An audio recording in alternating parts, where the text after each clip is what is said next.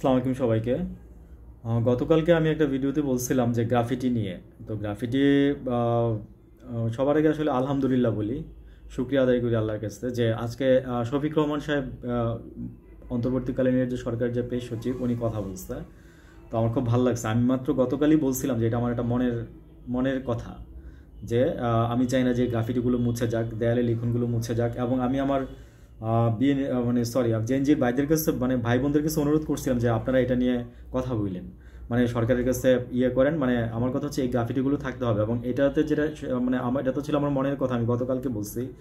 আর আজকে শফিকুল সাহেব 2 ঘন্টা আগে বলছে যে আপনার একটা প্রেস 21শে টিভিতে, 21শে না, এখন এখন টিভিতে। তো ওইখানে উনি বলতেছিল যে এটা মানে দেয়ালে দেয়ালে থাকবে, প্লাস আপনার হচ্ছে যে এটা মানে বই বই থাকবে, ঠিক আছে, বই থাকবে, গ্রাফিটির এই একটা বই থাকবে। তো অনেকে এগুলো নিয়ে কাজ করতেছে, ঠিক আছে, এগুলো নিয়ে আমাদের তরুণ প্রজন্ম কাজ করতেছে।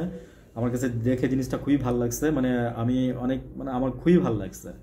মানে আমরা চাই না যে এই জিনিসগুলো মুছে যাক। মুক্তিযুদ্ধের সময় অনেক কিছু মুছে গেছে, ঠিক আছে। বাসন্তীর যে ছবিটা, যে আপনার মুক্তিযুদ্ধের সময় 74 সালে যে বাসন্তীর যে ছবিটা তুলছিল, উনি নাকি কোনো কারণ ছাড়া, মানে কেন মারা গেছে এটা কেউ জানে না।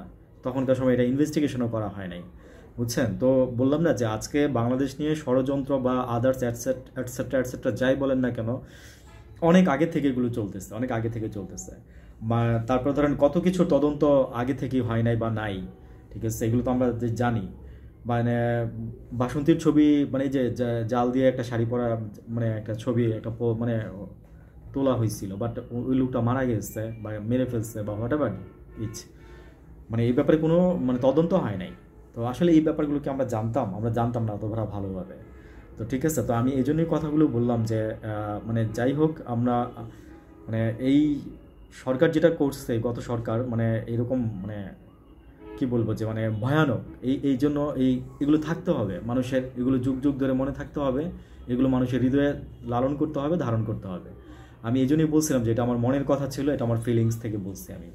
আমি সবাইকে অনুরোধও করছিলাম। তো যাক, আলহামদুলিল্লাহ, যে আল্লাহর কাছে শুকরিয়া যে আজকে এটা নিয়ে মানে একটা নিউজ শুনলাম যে মানে উদ্যোগ নিচ্ছে, এই ফিলিংসগুলো মানুষের মধ্যে আছে। থ্যাঙ্কস, ভালো থাকবেন সবাই। আসসালামু আলাইকুম।